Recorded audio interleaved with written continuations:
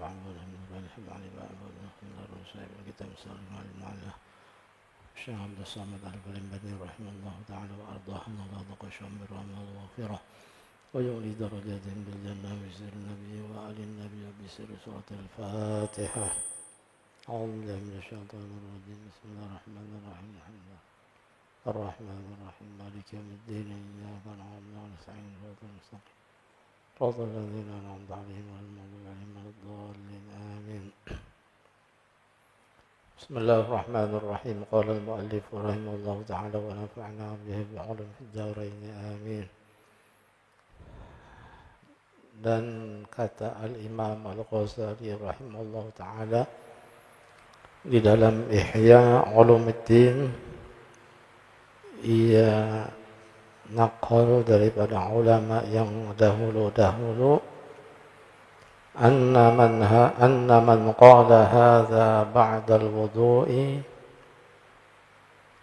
khutima ala wudu'ihi khatamin wa rufi'a lahu tahta al-'arsh falam yazal yusabbihu Allah ta'ala wa yuqaddisuhu wa yuktabu lahu thawabu dhalika ila yaumil qiyamah.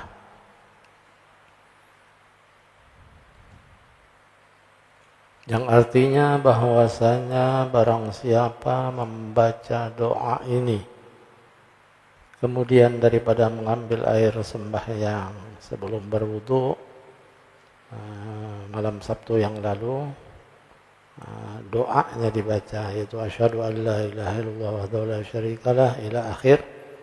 Allahumma ij'alni minat tawwabin waj'alni minal mutatahhirin waj'alni min ibadikas shalihin waj'alni saburan syakura waj'alni adhkuruka dzikran katsira wa usabbihuka bukratan wa asila. Ajar beliau dalam kitab Ihya Ulumuddin ini, Imam Ghazali mengatakan barang siapa membaca doa ini kemudian daripada mengambil air sembahyang habis wudu, nescaya disurat akan pahalanya itu di dalam satu suratan. Di surat itu artinya ditulis dalam satu tulisan. Nah, maka dicap atas suratan pahala mengambil air sembahyang itu dengan satu khatam yang bercap dan diangkatkan baginya di bawah arasy. Maka senantiasalah ia mengucap tasbih akan Allah Ta'ala dan mengucap takdis ia akan dia, dan disuratkan baginya akan pahala yang demikian itu hingga hari kiamat.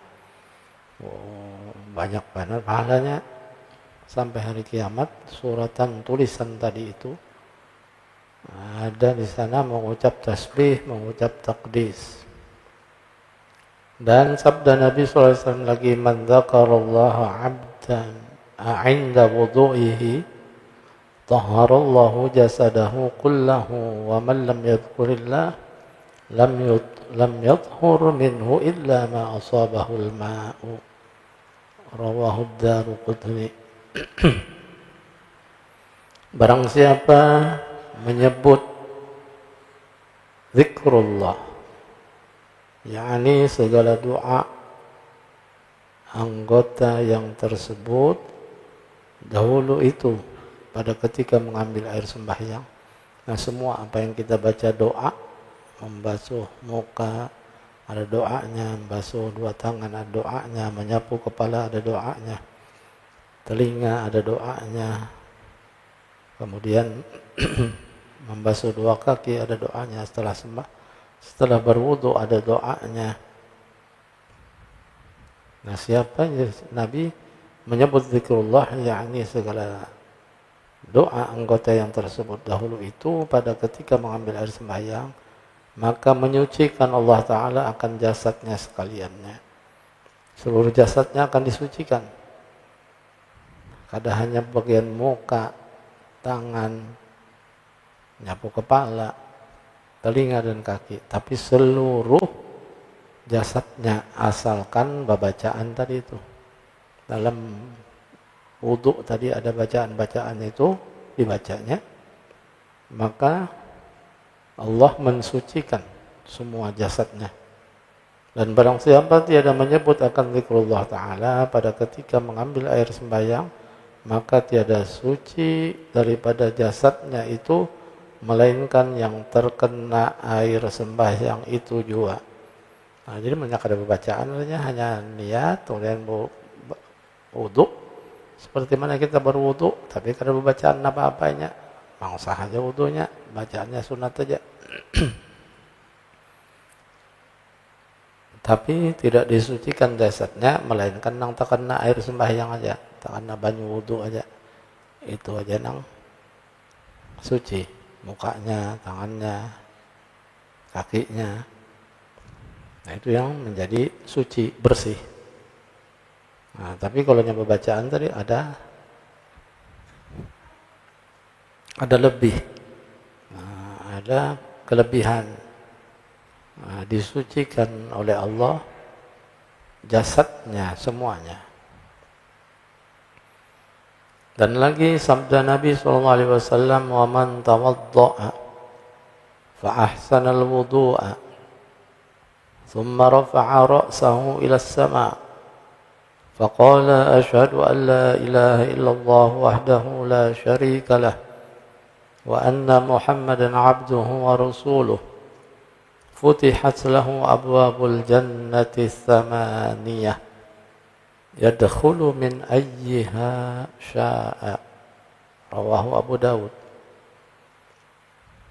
Barang siapa mengambil air sembahyang, yaitu berwudu, kemudian atau maka membaikkan ia akan air sembahyangnya. Air sembahyangnya itu artinya membaguskan wudunya dengan baik, bagus. Artinya dengan perlahan, tenang, kada bahancap berwudu. Ya, ada juga nang bahancap kan berwudu. Nah, asal kena aja, balik udah. Ada nang sekali aja, kada memakai sunnahnya. Nah, ini sunnah 3 kali. Dengan tenang, dengan lilip, wudu tuh lilip, muka basuh bujur-bujur, jangan nang cipuy orang, kalau wudu cipuy, gitu aja digosok aja kada, basahnya kan belum tentu rata, kada disapu bujur-bujur, diusap. Jadi di hadis ini ahsanal wudu'a, man tawaddu'a fa ahsanal wudu', siapa yang berwudu kemudian dia membaguskan wudunya, artinya rapi-rapi wudu itu, bagus. Nah, lilip wudu. Setelah itu kemudian dia mengangkatkan ia akan kepalanya ke langit. Nah, artinya meningadah ke langit. Nah, yang bagus nanti memang terbuka lah, di tempat yang terbuka. Nah, wudu di masjid di depan tuh udah diulahkan kan, nah tuh memang melihat langit langsung, wudu langsung, maka keluar daripada tempat wudunya langit, melihat madhab kiblat, kiblat sana langsung menghadap ke kiblat. Doanya angkat tangan, maka membaca ia dengan bacaan yang sudah dibacakan kemarin, asyhadu an la ilaha illallah hingga akhirnya, Allahumma ja'alni minat tawabin ila akhir. Nescaya dibukakan baginya akan segala pintu surga yang 8. Pintu surga ke-8-nya dibuka oleh Allah. Tapi dengan syarat tadi, fa'ahsanal wudu. Wudunya harus rapi, baik, bagus. Artinya jangan bebarang aja tuh wudu. Ikuti sunnahnya wudu. 3 kali sunnah wudu, 3 kali, sekali udah liputnya wudu, tapi pakai, sempurnakan. Pintu surga 8 akan dibuka, padahal ia masuk daripadanya mana-mana pintu yang dikehendakinya. Yang 8 terbuka tadi, silahkan pilih pintu yang mananya nak masuk. Nah, dibukakan ke 8-nya, nyatanya pilih pintu surga yang paling bagus. Surga yang ada Nabi di situ, Firdaus. Nah, suruh milih. Tapi yang tadi ahsanal wudu.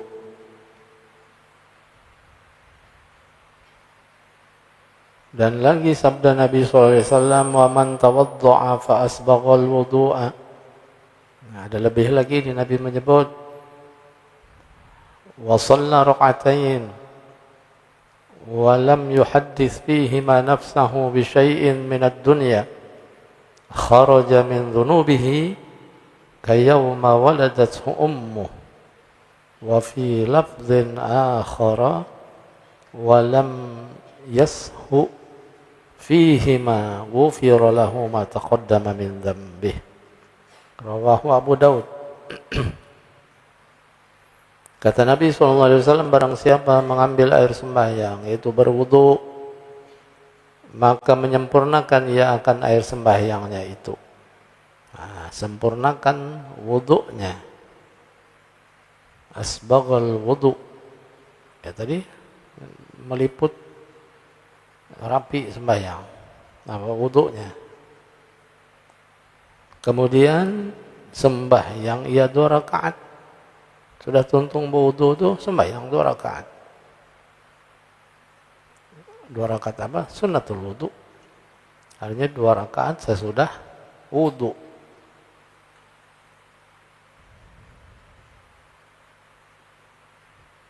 Di manakah dia berwudu? Sembahyang di rumah kah, di langgar kah, di masjid kah? Tuntung wudunya sembahyang 2 rakaat. Batal wudu dulu.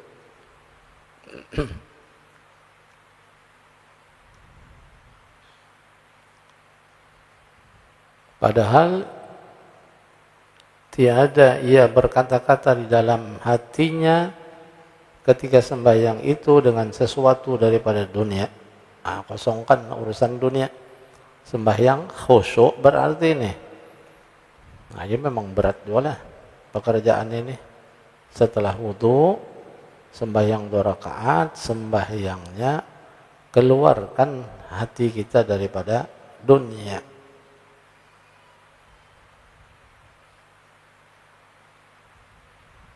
Ini mengeluarkan dunia dari hati, ini yang paling berat. Kadang pertama memang hilang udah. Takbir pertama Allahu Akbar. Nah, sudah keadaannya Allah aja yang dihadapinya. Tapi setelah bar tadi itu udah datang belang bisikan macam-macam nang timbul dalam pemikiran godaan. Nah, mengosongkannya itu nang alih. Men kada dilatih bujur-bujur berat. Makanya jaminannya ini Nabi memadahkan bilanya kau menghilangkan dunia waktu sholatnya setelah wudu, sholat wudu, niscaya keluar daripada dosanya itu seperti hari yang diperanakkan akan dia oleh ibunya. Kharaja min dhunubihi kayawma waladathu ummuh. Dosa-dosanya keluar habis seperti mana bayi, artinya seperti mana dia dilahirkan oleh ibunya. Bersih artinya itu. Tuntung sembahyang sunat wudu, kada berdosa lagi, habis terhapus dosanya. Tapi syaratnya yang paling berat tadi, apakah mengeluarkan isi kepala kita, hati kita keluar daripada dunia waktu sembahyang itu. Nah, gangguannya banyak, macam-macam ya. Habis takbir itu timbulan macam-macam. Jangan kan sembahyang sunat, sembahyang wajib aja bisa macam-macam kita. Pertama khusyuk, setelah itu hilang. Ada bisikan-bisikan. Nah, apalagi ada was-was. Nah, makin bacaan terbulik-bulik. Nah, pikiran diganggu oleh syaitan.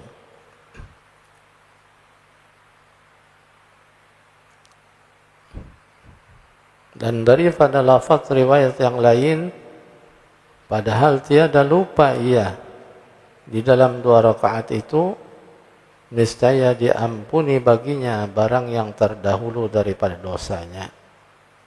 Nah, tiada lupa ia di dalam 2 rakaat itu, niscaya diampuni.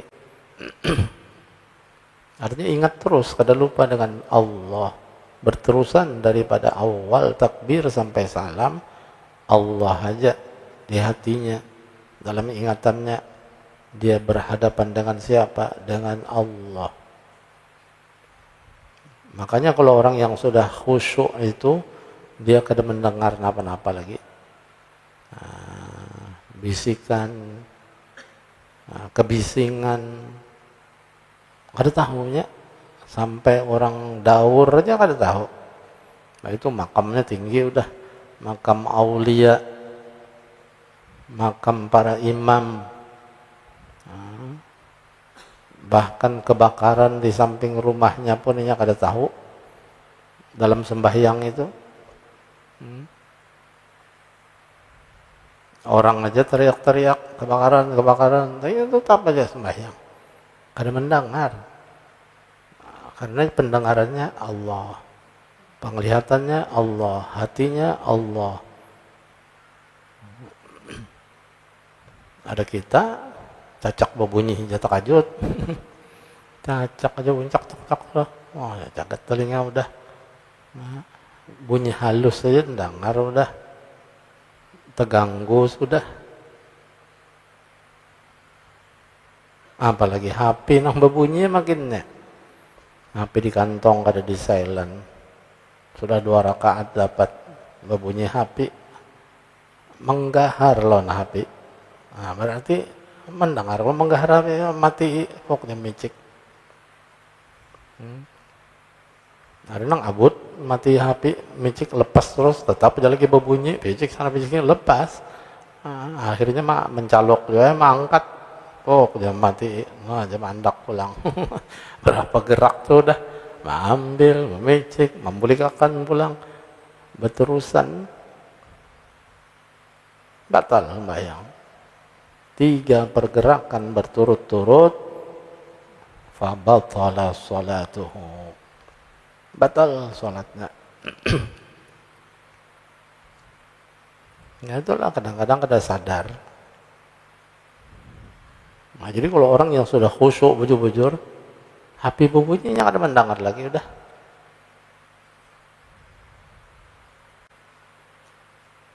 Tapi itulah tadi kita hendak sembahyang, HP pun di silent dulu, gemeti dulu supaya kada mengganggu, kita kada terganggu, orang lain pun kada terganggu. Nah, itulah biasa ditulis di masjid-masjid, di musalla, matikan HP.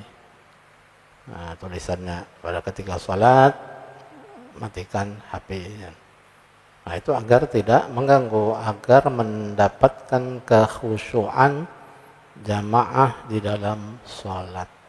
Apalagi sholatnya sholat Jumat. Sholat Jumat ini batal lah, ngalih mana mau ulanginya udah. Harus berjamaah. 40 jumlahnya. Sudah parak habis, sorong batal. Nang ke apa hendak sembahyang Jumat? Ketinggalan sudah Jumatnya. Nah, ya paling penting tuh waktu sholat Jumat, HP jaga, jangan sampai ada berbunyi sama sekali. Artinya seluruh jamaah menghadiri Jumat, jangan menghidupkan HP-nya, karena ada aja kena gangguan nang usil menelpon waktu sholat Jumat, atau orang jauh nang kada tahu jamnya berbeda. Di Jawa misalnya lawan di sini kan beda jamnya. 1 jam selisih. Jakarta lawan Banjar beda selisih. Kadusa Jakarta Kalteng aja beda jamnya. Ini di sana belum sembahyang Jumat sejam lagi. Di sini sembahyang Jumat disangkanya kada sadar telepon kawan HP berbuka waktu sembahyang Jumat berbunyi. Yang lebih celakanya lagi, khotib berbunyi HP-nya di kantong. Nah, dikira kawannya tadi belum lagi sembahyang Jumat. Atau memang sengaja orangnya di dalam masjid juga, kawannya khotib. Anda gawi ini ya, coba aktif aja ke HP-nya kadakah aja. Nah, di belakangnya duduk kawannya khutbah, di teleponnya coba-coba ya angkat kan ini ya berbunyi kan. Bisa kalinya berbunyi juga Nah, berarti kada manselan ini khotibnya. Kardi gemeti itu atau kardi mati. Ada nang usil tadi apa aktifnya? Ya nang abut tuh lagi khutbah berbunyi. Kalapasan tongkat. Gugur tongkat takajut nak mengacak HP lap dilapas tongkat. Nah, karena kepala orang pulang. Nah, kepala makmum di muka itu jadi masalah. Nah, makanya para khotib jangan menghidupkan HP-nya di kantong. Kalau perlu tinggal di bawah atau tinggal di kamar itu. Atau memang kadang bawa. Jumat paling penting itu dijaga. Jadi ketenangan, ketentraman dalam sholat Jumat, khusyuk, itu yang diharapkan itu untuk mendapatkan pahala sempurna Jumatnya. Jadi nyaman kalau hening, bening, tenang, khusyuk dalam ibadah. Maka dari itulah kita dihimbau karena tadi setiap kali itu panitia masjid menghimbau karena jangan daur sebelum acara Jumatan, jangan daur.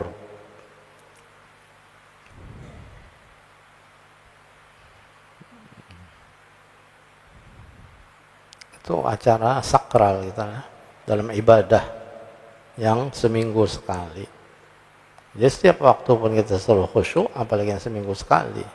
Jangan sampai lepas kekhusyukan dalam ibadah.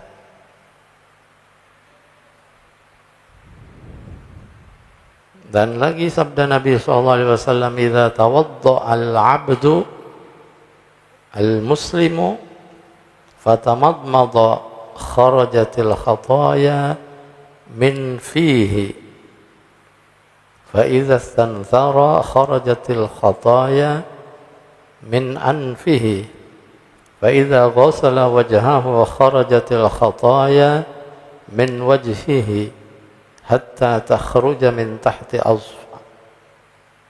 asfari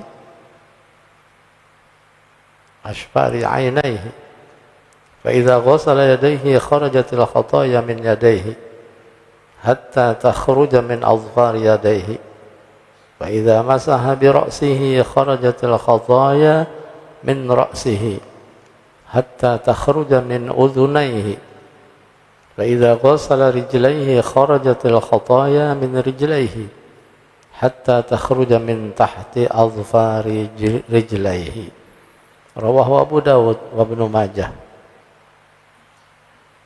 Yang artinya apabila mengambil air sembahyang, apabila berwudu, seorang hamba Allah yang muslim lalu atau maka berkumur-kumur, ya artinya kemudian berwudu tadi, mengambil air sembahyang, berkumur-kumur, nescaya keluar segala dosanya daripada mulutnya. Nah, kalau kita tuh kelebihannya berkumur-kumur, dosa keluar dari mulut. Maka apabila mengeluarkan ia akan air daripada hidungnya, nah itu masukkan air ke hidung pulang. Lalu dikeluarkannya, nescaya keluar dari segala dosanya daripada hidungnya. Nah, dosa di hidung. Jadi memang semua anggota badan kita ini berdosa. Nah, jangan dikira hidung kada berdosa. Enggak, hidung berdosa aja. Mentangan nyata-nyata aja lah, jangkau, mengambil, nyatok orang, ngetek orang, menjijit telinga orang. Hidungnya berdosa juga hidung. Hidung ini ada napas, ada berhinakan, ada penciuman. Nah, bisa kalau hidung mencium bau-bau, macam-macam bau. Apalagi mencium orang, mencium pipi orang, pipi binian yang bukan mahramnya. Mencium pipi anaknya juga nak ada apa? Tanda kasih sayang lon anak, lon cucu dicium ada apa? Cium bininya juga nak ada apa? Ini bininya juga. Ini mencium bini orang, nah kada boleh. Mencium bini tetangga, itu dosa di hidung.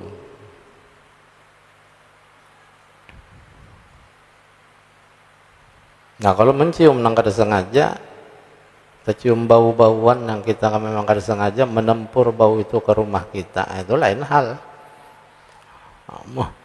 Harumnya nih jar, bau sate. Sate di sebelah, lalu hati kepingin, hendak, nafsu, nah, itu kita kada sengaja, angin menempur. Nah itu pang jiran sebelah pulang, bilanya menyate, tadi tempurannya menghembus ke jiran sebelah, nah, ada lebihnya bagi-bagi antari jiran sebelah. Nah jangan-jangan mencium baunya aja nih. Itu dosa di hidung. Nah, ada dosa-dosa di hidung yang sengaja tadi yang bukan sebenar semestinya, nangkat dilarang, tidak boleh kita menciumnya, maka dosa-dosa itu keluar dari hidungnya. Kita membasuh hidung, memasukkan air ke dalam hidung, kemudian dikeluarkannya. Maka apabila membasuh ia akan mukanya, niscaya keluar segala dosanya daripada mukanya. Di muka ini banyak tuh dosanya. Di muka ini ada mata 2 biji. Nah, mata yang paling banyak dosa. Telinga. Nah, ini di luar muka, telinga sebelahnya ini. Hidung, mulut, di muka juga endakannya. Nah, insya Allah keluar juga guguran dosa-dosa yang di muka tadi itu. Waktu ketika dia membasuh mukanya. Cuma yang hidung tadi khusus, masukkan air ke hidung, keluar dari hidung. Mohon mata termasuk muka udah, cuci muka, nah masuk dosa-dosa di mata tuh guguran.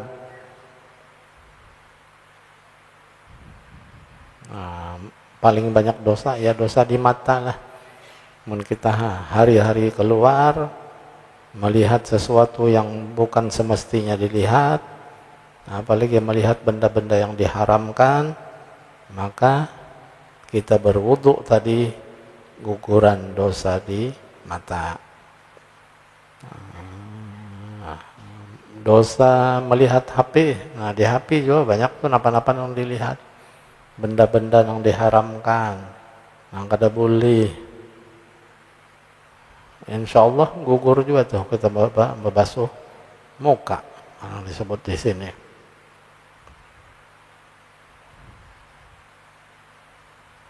Banyak dosa-dosa yang kita kadang-kadang kada sengaja.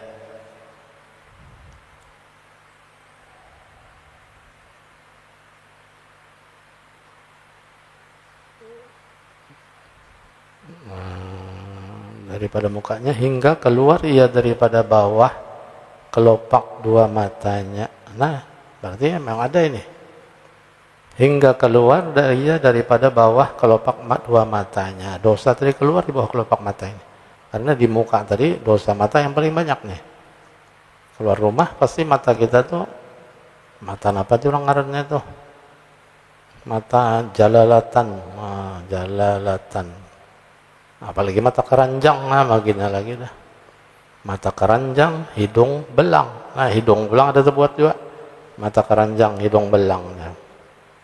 Liur, bawong. Nah, liur bawong di lidah belang ada terbuat. Ya, berkumur-kumur tadi keluar.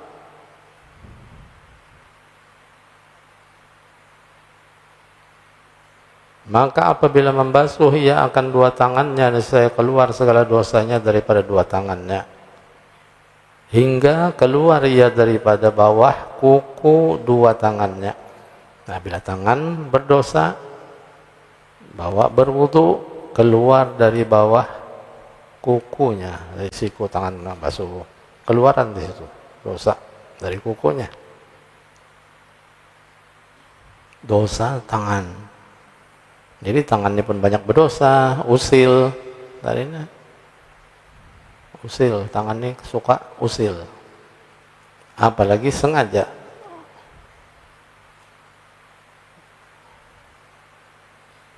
Maka apabila menyapu ia akan kepalanya pulang, nescaya keluar segala dosanya daripada kepalanya, hingga keluar ia daripada dua telinganya. Keluar ke telinga lah, nggak apa kepala ini, keluar di telinga, gugur dosanya di situ.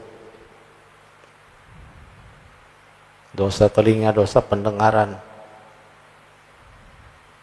Maka apabila membasuh ia akan dua kakinya, nescaya keluar segala dosanya daripada dua kakinya, hingga keluar ia daripada bawah segala kuku dua kakinya. Nah, kalau dibatis, membasuh batis tadi sampai mata kaki, keluaran dosa di ujung kaki, jari-jarinya.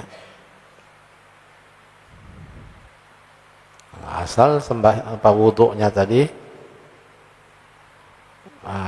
dengan sempurna lah, berwudhu dengan baik, bagus tadi, ahsanal wudhu, asbaghal wudhu.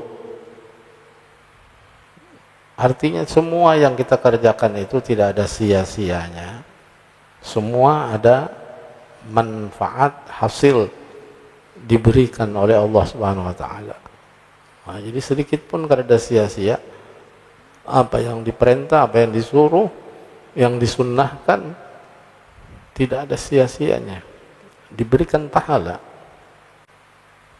manfaat semuanya. Nah, kemudian syahdan, makruh di dalam mengambil air sembahyang itu ada 7 perkara. Nah, ini perlu dijaga juga yang makruh. Jadi sampai yang makruh pun diperhatikan di sini, jangan sampai dikerjakan juga. Makruh ini artinya sesuatu yang tidak disukai oleh Allah Subhanahu wa taala.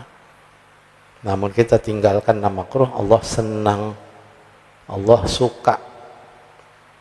Pertama, memercikkan air atau memercikkan akan dia daripada kedua tangannya. Sudah dibasuh tuh tangannya, kada usah dipercik-percikakan. Artinya biar aja segugur-gugurnya menetes itu, tetesan-tetesan air dari basuhan wudu itu menggugurkan dosa juga. Makanya dimakruhkan memercikkannya, apalagi melapnya. Tapi kita kadang-kadang kada sabar loh, rasa basah, rasa kada nyaman. Tuntung wudu, langsung kita usap, atau kita kipik-kipikakan, hendak mengaringakan, atau menjadi rumah ada anduk, langsung ambil, dianduki, dilap. Padahal ada hikmahnya. Di sini jangan dipercikkan, jangan dilap, artinya makruh. Kedua, menampar air ke muka dan ke kepala. Menampar bahasanya nih, menampar air diangkat, apa itu, menamparkan air, memercikkan, menampar air ke muka dan ke kepala. Kepala ini bujur-bujur diusap, diusap, jangan ditamparakan atau tadi dipercikkan. Itu makruh juga sekalipun hasil wudu tamparakannya ambil dosing tanah jadi apa ingin sebanyak disimburakan diamputakannya hanya bujur-bujur ambil sapu bujur-bujur, ini nggak ada tamparakannya, ini menampar bahasanya tuh makruh. Ketiga, makruh lagi berkata-kata ketika mengambil air sembahyang. Waktu berwudu, bepender, omong lon kawan, bodoh betatai, omong, bekesah. Sampai tuntung mulai pertama sampai akhir basuh batis, bekesah aja. Sambil berdoa pun menghadap ke kiblat, ya tak sampat aja bekesah juga masih dipenderi aja lagi. Nah, jadi mun kawan menderi, kawan bulu tuntung menderi, jangan dijawab, diam-diam aja dah. Nah, tahu makruh berdiam, kecuali tuntung hanya dan jawab. Nah ini kadang-kadang kita kada sadar tuh makruh. Itu masih untung punya wudu bapender. Ini dalam WC bahera bapenderan, nang kawan di luar menderi itu di batang biasanya lah. Nah, bahera di batang dalam, kawan di luar atau kawan bertetapas sambil omong, nang di luar omong ada apa-apanya, omong sorong nang di dalam menyahut juga. Nah, itu lebih-lebih lagi makruhnya sambil buang air bapender dalam WC.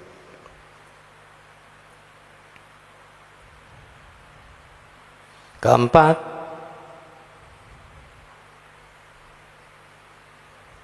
apa itu? Melebihi lah. Melebih atau melebihi membasuh segala anggota daripada 3 kali.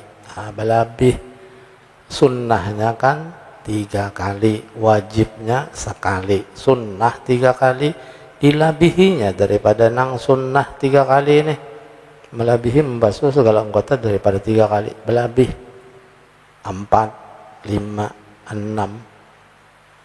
Apalagi bulan puasa, merasa panas harinya, nyaman banget kalau banyak babasuh muha, kadingat lagi sampai 5, 6, nyaman sambil minum, iya dah, kadingat lagi tuh kehausan, pura-pura astagfirullah takinum dah, batal puasa. Jadi berdingin-dingin pun tujuannya untuk menghilangkan panas dari badannya, itu sudah makruh juga hukumnya. Nah ini tadi nih, melebihi daripada 3 yang disunnahkan, dan hukumnya pun bisa menjadi tabdzir, mubadzir, banyu dibuang lebih daripada 3 kali. Sunnahnya 3, ini sampai 4, sampai 5. Kadang-kadang mengarado maulah hukum sorong, sudah 4, ganjilakan sunnahnya 5. Siapa yang menyuruh mengganjilakan tuh? Nang Nabi menyuruh 3 kali aja, kenapa jadi bisa sampai 5? Abang tadi 4 sudah aja terlanjur, ganjilakan 5 aja pulang. Makinnya membuang banyu. Itu hukumnya tabdzir. Kalau tabdzir sengaja haram jadinya mentabdzir, membuang-buang. Apalagi musim kemarau, hujan jarang misalnya, nah makinnya lagi yang dibuang-buang tuh banyu.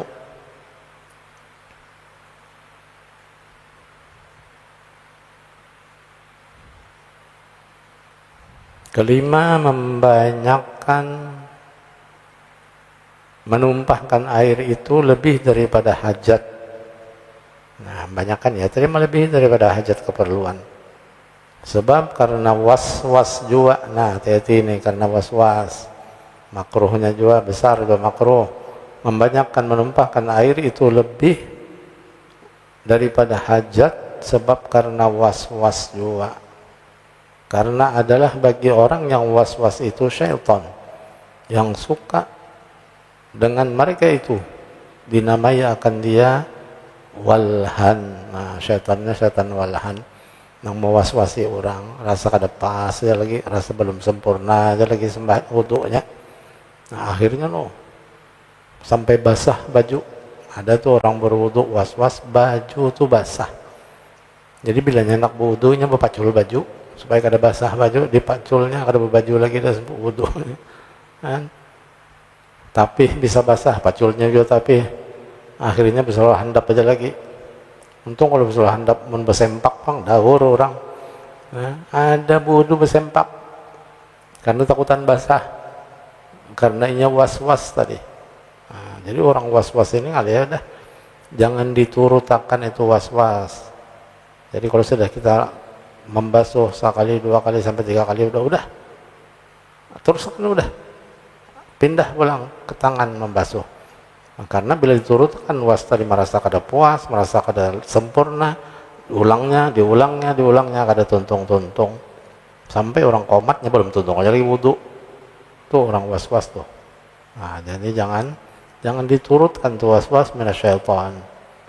Jadi kalau begitu sebelum berwudu, berlindung daripada syaitan. Baca qul a'udzu birabbin nas sampai tuntung. Karena makruh memakai air yang tercampur pada matahari, pada bejana yang menerima karat pada negeri yang sangat panas seperti Mekah dan Madinah.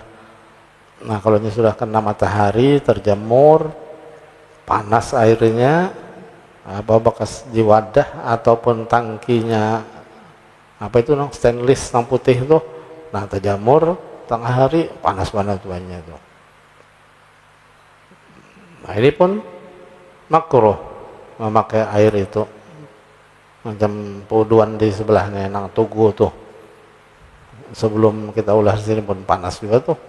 Jadi tengah hari buka ini panas, makruh, maka dinginakan dulu atau buat di ember dinginakan dulu, anyar dipakai. Dipakai panas-panas itu makruh, bisa kena penyakit kulit, dan orang yang selalu kepanasan tadi pun bisa melepuh kulit. Tahu aja panas, tetap aja diwuduakannya. Nah, makruh. Apalagi kami istinja, banyunya saling panasan, dikoboyakannya luyuh suanang. Sudah longor kena banyu panas, makinnya artinya dites dulu, mau panas banyunya. Apalagi di Mekah tuh lah terjamur, tangkinya panas, hati-hati. Dan demikian lagi makruh mengambil air sembahyang di dalam bejana tembaga kuning. Nah, kuning itu cepat lagi panas untuk kena air, kena matahari. Seperti disebutkan akan dia oleh Al-Imam Al-Ghazali rahimahullah ta'ala dalam Ihya Ulumuddin. Ia naqal daripada Sayyidina Abdullah bin Umar dan Sayyidina Abu Hurairah dan Sayyidina Syu'bah radhiyallahu ta'ala anhum. Nah, jadi cukup sampai sini dulu. Yang ketujuh karena insyaallah akan datang. Nah, bel 2 kali sudah berbunyi. Wallahu a'lam bishawab. Al-Fatihah. Bismillahirrahmanirrahim. Ar-Rahmanir-Rahim. Maliki yaumiddin. Iyyaka na'budu wa iyyaka nasta'in. Shiratal ladzina an'amta 'alaihim waladdallin. Amin. Bismillahirrahmanirrahim. Alhamdulillahirabbil alamin. Allahumma shalli ala sayyidina Muhammadin wa ala alihi wa sahbihi ajma'in. Allahumma anfa'na bima 'allamtana. اللهم انفعنا بما علمتنا وانفعنا بما علمتنا وزدنا علما ونورا وفهما وحكمة برحمتك يا ارحم الراحمين. صلى الله على سيدنا محمد وعلى اله وسلم. الحمد لله رب العالمين. سبحانك اللهم وبحمدك اشهد ان لا اله الا انت استغفرك واتوب اليك.